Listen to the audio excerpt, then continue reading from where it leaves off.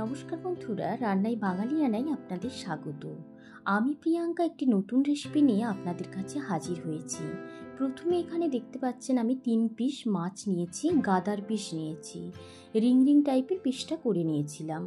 এরপরে লবণ হলুদ দিয়ে এটাকে ভালোভাবে হাত দিয়ে মেখে নিতে হবে। মাছটাকে খুব ভালো করে আমি মেখে নিয়েছি। প্রথমে আমি মাছগুলোকে খুব ভালো করে ধুয়ে নিয়েছিলাম, এরপরে আমি লবণ হলুদ দিয়ে ভালোভাবে মাখিয়ে নিলাম। এখন আমি একটা মশলা বানিয়ে রেখে দেব। প্রথমে আমি মিক্সি জারের মধ্যে 1.5টা মানে 1টার হাফ পেঁয়াজ দিয়েছি। এরপরে কিছুটা পরিমাণ এখানে আদা দিয়েছি, ছোট ছোট করে কেটে নিয়েছি যেহেতু মিক্সি জারের মধ্যে বেটে নেব। এরপরে 5টা আমি রসুন কোয়া নিয়েছি আর 2টো কাঁচা লঙ্কা নিয়েছি। আর এখানে নিয়েছি ভেজানো ছোট ছোট যে কিশমিশগুলো হয় ওটা 15 পিসের মতো। আর এখানে নিয়েছি 15 থেকে 20টার মতো এখানে গোলমরিচ, গোটা গোলমরিচ, তবে এটা নিজেদের স্বাদ অনুযায়ী নেবেন। আর এখানে 1 মুঠো নিয়েছি ধনেপাতা।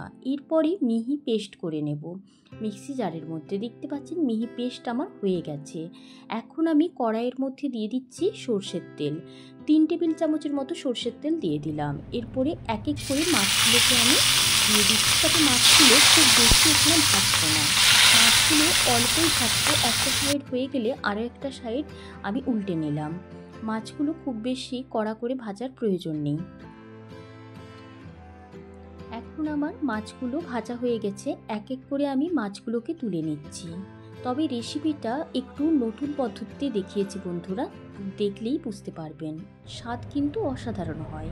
এরপরে ওই তেলের মধ্যে আমি দিয়ে দিচ্ছি এই পেঁয়াজ, ধনেপাতা, কাঁচা লঙ্কা, আদা, রসুন, কিশমিশ বাটাটা। এরপরে দিয়ে দিলাম মিক্সি ধোয়া জল দিয়ে এখন আমি এটাকে খুব ভালো করে কষিয়ে নেব। মিডিয়াম ফ্লেমে কষাতে থাকবো যতক্ষণ পর্যন্ত ওই তেলটা ছেড়ে আসবে ততক্ষণ পর্যন্ত। এখন আমি স্বাদ অনুযায়ী লবণ দিয়ে দিচ্ছি আর সামান্য একটু হলুদ গুঁড়ো দিয়েছি আর কাশ্মীরি রেড চিলি পাউডার দিয়েছি হাফ টিস্পুনের মতো। দেওয়ার পর ভালো করে এটাকে আমি আবারও নেড়ে চেড়ে নিচ্ছি। নেড়ে চেড়ে নেওয়ার পর ঢাকা দিয়ে একদম ফ্লেমটাকে কমিয়ে দেব, লোতে করে দেব, দিয়ে মশলাটা খুব ভালো করে কষিয়ে নেব। এরপরে একদম তেল ছাড়া পর্যন্ত মশলাটাকে কষিয়ে নিতে হবে। এখন আমি ঢাকনাটা খুলে নিচ্ছি, দেখতে পাচ্ছেন ওপরটা তেল ভেসে উঠেছে, তার মানে মশলাটা খুব ভালোভাবে কষানো হয়ে গেছে। এখন আমি একটু নেড়ে চেড়ে নিচ্ছি মশলাটাকে।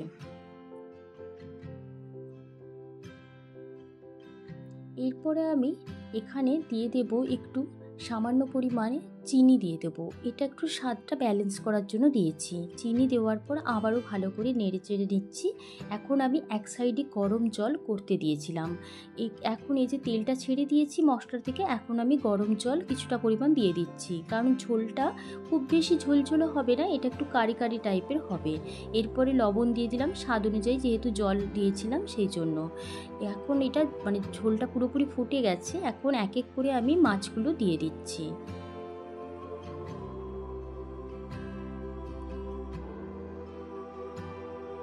এরপরে মাছগুলোকে আমি উল্টে নেব, একটা সাইড মাছগুলোর উল্টে নিতে হবে। উল্টে নেওয়ার পর এটাকে আমি একদম মানে ফ্লেমটাকে কমিয়ে দেব, লোতে করে দেবো, তবেই বেশ রান্নাটা একটু বেশ সময় ধরেই হবে আর খেতেও ভালো লাগবে। এতে মানে মাছের যে সেন্টটা ঝোলের মধ্যে খুব ভালোভাবে মিশে যাবে। এখন মাছগুলোকে উল্টে নিয়েছি, এরপরে এটাকে ঢাকা দিয়ে লো ফ্লেমে রেখে দেবো কিছুক্ষণের জন্য, যতক্ষণ না এই ঝোলটা একদম কারি কারি টাইপের হয়ে যাচ্ছে, মানে একটু গাঢ় গাঢ় হয়ে যাচ্ছে যতক্ষণে। এখন আমার এই যে মানে মাছটা পুরোপুরি ভালোভাবে সেদ্ধ হয়ে গেছে আর ঝোলটাও বেশ অনেকটা গাঢ় হয়ে গেছে।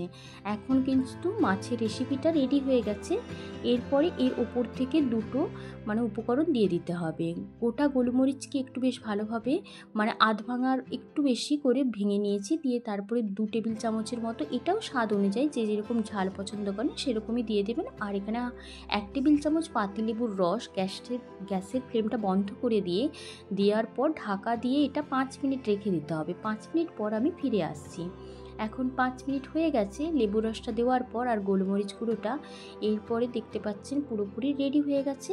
এটা আমি একটা পাত্রের মধ্যে আমি সার্ভ করে দিচ্ছি। আর এটা গরম ভাতের সাথে দুর্দান্ত এই মাছের রেসিপিটা। আমরা তো প্রতিদিনকারই বিভিন্ন রকম মাছের রেসিপি খেয়ে থাকি, তবে যদি একটু অন্যরকম করে মাছের রেসিপিটা বানানো হয়, এটা হচ্ছে মরিচ মাছ, বেশ ভালো লাগবে। গোলমরিচ দিয়ে এই মাছের রেসিপিটা দারুণ খেতে লাগবে। বন্ধুরা, রেসিপিটি যদি আপনাদের ভালো লেগে থাকে তাহলে কিন্তু লাইক কমেন্ট করতে ভুলবেন না।